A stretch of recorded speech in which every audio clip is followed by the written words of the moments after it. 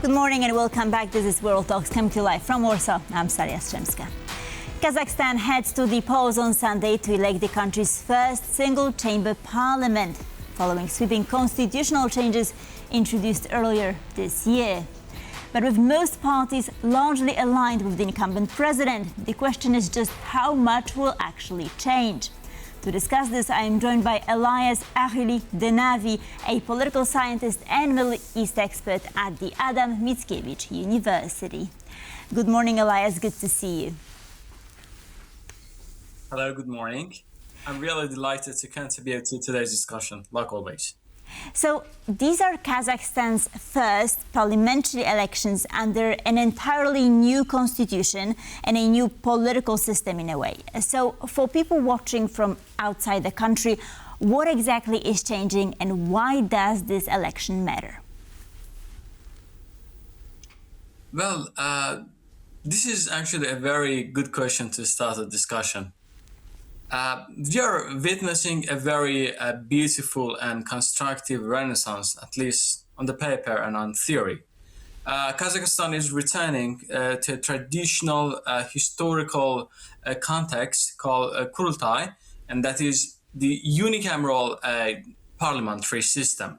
That means the previous legislative system that was consisted of two legislative bodies are being merged into one. The previous bicameral parliament was actually consist of a Senate, or the higher seat, and Mejlis, or the common seats. And anything that has to be proved or anything that has to be verified should first pass through Mejlis, and then a Senate should have verified it. So the current system is actually mixing these two houses, giving 145 seats capacity, and actually reducing the bureaucratic obstacles, making it much more easier for laws for new articles to be verified within the Kurultay or the parliament. So this is the first thing, this is the first phenomenon that we are going to witness regarding the new change and regarding the upcoming election. So the official argument is that replacing the old two-chamber parliament with a single Kurultay, as you said, will make government more efficient and accountable. Now, critics say that the new constitution actually gives President Tokayev more power. So which interpretation is closer to reality? Well, it has a broader interpretation. If we look at this from institutional and parties politics, we can see that this is not the only case that is giving power to the current President Tokayev position. 7 parties are being involved in the upcoming election. From all of these 7 parties, the biggest one, or let's say the most influential one, that is the Adalet Party, a remnant of the Amanat Party that was dissolved not long ago, is the biggest supporter of the current president. But the interesting point is that the other 6 parties are not also politically competitive. So we can say that all the 7 parties are actually pro-president, not in a very, very clear or let's say apparent way, but from a institutional and technical perspective, yes. They support his stance, they support his, codes of conduct, and they adhere to the government procedures. So we can see that from this broader perspective and from the party's politics, president has already the necessary support. So yes, his position might be consolidated, actually, but this is too soon to judge about the political orientation of the government, whether we are moving towards presidentialism or a centralized, more powerful, centralized, fortified system of government, or we are trying to move towards a more pluralism way of doing politics and administrative and public administrative affairs in Kazakhstan. Elias, so let me recap here so that we're on the same page. 7 political parties are putting candidates forth in this year's election.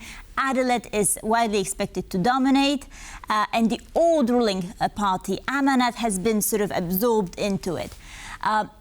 So if there is very little doubt about who wins, what are Kazakh voters actually deciding in this election? Well, I mean, this is not, we are not actually talking about the winners. We have to distinguish between what is on the paper or the theory, or this is what we're discussing, and the real, I mean, actions of the voters. So we know on the paper that who is dominant, which party is dominant, but we're talking about their capacity, the party's capability, the party's political will. But the will of the people is totally different, because Kazakhs are, 61, based on unofficial and even some official surveys, Kazakhs' main concerns are totally different. They're not looking for ideological competitiveness, or they're not trying to enter into a political or social war. They're just trying to vote for those that might improve their living situation. 61% are of these voters, out of 10 plus 26 million people that are eligible to vote, are actually trying to gain a better income. They want the government to fight corruption. They want government to fight the inflation. They want government to keep its multi-vector foreign policy. So this is not an easy guess. I mean, we know who is dominant, but this dominance is in terms of political literature, political spectrum, not the will of people, because the will of people is always, fluctuative. It's not something fixed. It's not something static. They might, behave politically in a different way. So I guess theory and practice must be distinguished. Right, Elias. So you've said that people will vote, taking into consideration the improvement of their standard of living. But could you paint us a picture as to how life is in Kazakhstan at the moment for these people? Well, again, we need to make two distinctions. The macroeconomics of Kazakhstan is like improving a lot. Like they've got their biggest economic friend, China, with $42 billion,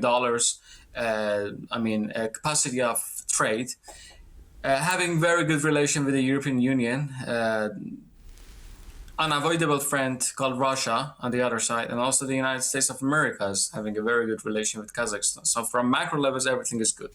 But when we come to the households, we are seeing that there are problems. Taxes are problematic. Inflation is affecting the daily lives of Kazakh people. And what do we mean by inflation? There's money, there's a whole lot of money in the society, but the power of purchase is reducing. So, to put it in simple terms, prices are high. So the government should control the prices. Corruption is about the 30 to 35% of people's concern, voters' concern. Corruption in terms of economic and to some extent local administrative bodies. So the locals are also calling for the government to fight the corruption. And the other concern for Kazakhs, the current situation, is job employment. So we can see that the rise in payment is interconnectedly related also to, or is juxtaposed to the unemployment range. So the young voters want also more job opportunities, easier access to the bazaar, and at the same time, those that are previously employed are looking for the raise in their wages and salary. Right. And going back to the vote, one of the biggest challenges is supposedly that independent candidates can no longer run, and all 145 deputies are elected through party lists. So does that strengthen political parties, as the government argues, or actually narrow the space for genuine opposition? Well, we need to, admit the fact. We have to, admit the fact that there's no real opposition currently. in theoretical, political, administrative, rhetoric, there is no real opposition at the moment. And this can be derived from the Office for Democratic Institutions and Human Rights, which is a part of OSCE. We have their office here in Warsaw. So the reports say that there is no real technical opposition. But the good news is that we are witnessing a very prospective administrative metamorphosis, a very good change in the administrative process, and the electoral body is changing. So this is a good sign, but not a perfect sign. Of course, when we are letting 7 parties and its affiliated members to run the election, we are technically narrowing down the democratic opportunities for others to take part in the election. So from a Western, let's say, democratic or ideological lens, if you're employing that lens of analysis, yes, it is kind of narrowing down the democratic opportunities, but at the same time, it is giving way to a new spring for administrative progress, for administrative change in Kazakhstan. Now, there's also the question of Tokayev himself, right? Because the Constitutional Court has ruled that the new constitution allows him to seek another 7-year presidential term, and that would be in 2029. So does that make these reforms look less like preparation for a political transition and more like preparation for extending Tokayev's rule? Well, I won't be fast to judge this, and I would say both.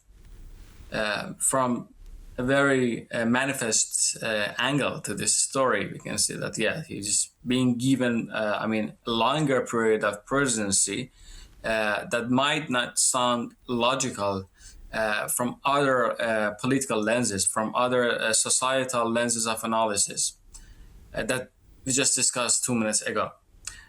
From another perspective, that is economical and political and internal domestic, facets to Kazakhstan, it will give Tokayev more opportunities to consolidate what he and his cabinet has been trying to do in Kazakhstan.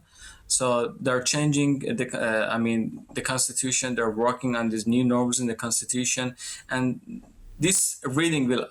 This second reading that I'm now sharing with you and our dear audience will give them more opportunities at the same time to work and to continue their agenda. And at the same time, we cannot be sure about the results, because results are not kind of created or they don't pop up in one day. So we have to wait and see, especially 2 or 3 things like these economic reforms, how they maintain, or how they not maintain, but how they create and insert pluralism in their domestic political system, and also how will they maintain their foreign policy. So these 3 pillars are actually a milestone for the continuity of Tokayev presidency. Elias Aghili Dehnavi, a political scientist at Adam Mickiewicz University, thank you so very much for joining us this morning. Much appreciated. Thank you so much for the invitation, and good luck. And thank you for watching World Talks. Please stay tuned for more here on TV.